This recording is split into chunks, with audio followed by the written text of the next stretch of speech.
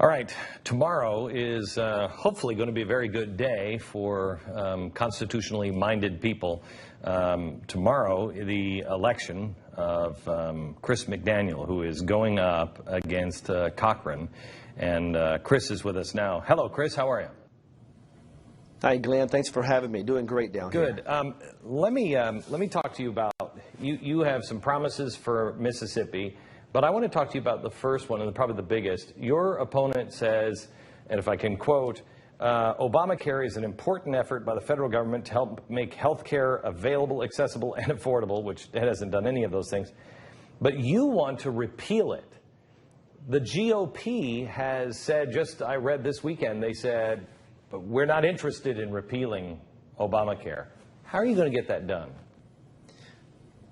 Well, it just goes to show the GOP is more concerned about surrendering than they are about fighting, and that's why this election is so important. Obamacare has to be repealed, every comma, every clause, every period. And we get it done by taking our message directly to the American people. It's unpopular. The people of our state dislike it greatly. I think the people of other states do as well. But we can't do anything if we just keep surrendering. Now's the time to fight. Now's the time to stand and be principled, a party of bold colors, not pastels. And it's very disappointing to hear them concede that Obamacare could remain on the books. It's our job to get it off the books once and for all. We are fundamentally transformed, I think, as a nation. The nation that you and I both grew up in and had its problems, whatever. We're in a different world now.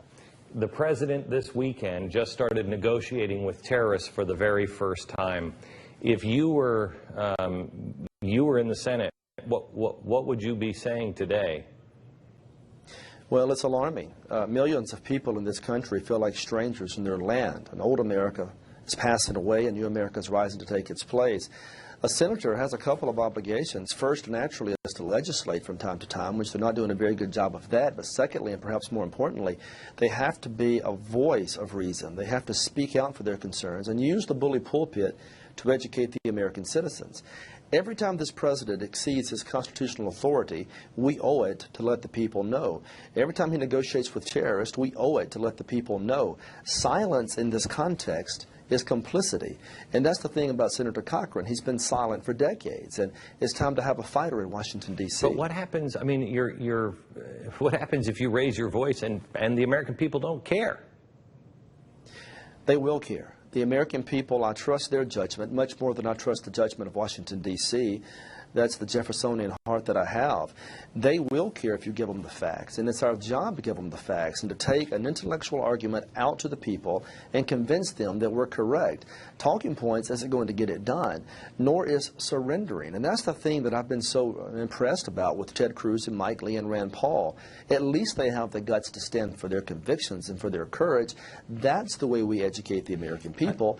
They never hear the argument if we're simply surrendering.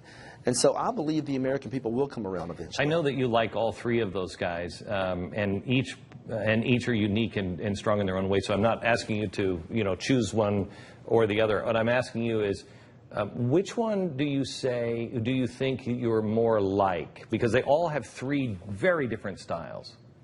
Cruz, Paul, or Lee? They do. That's a great question. I think I would like to think that I had the intellect to a certain extent of a Mike Lee. I would like to think that I have the courage and the passion of a Ted Cruz.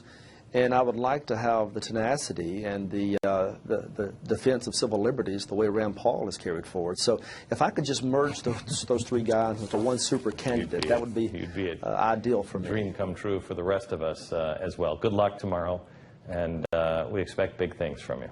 God bless. Thank you.